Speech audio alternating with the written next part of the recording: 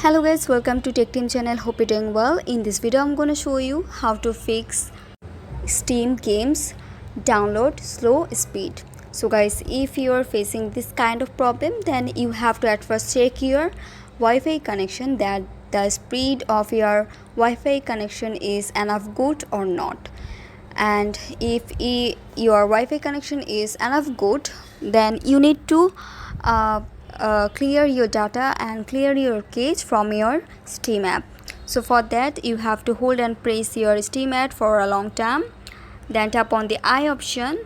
Now you have to go to storage, and from here you can see the clear data. You have to delete your data, and then also you have to clear your cache.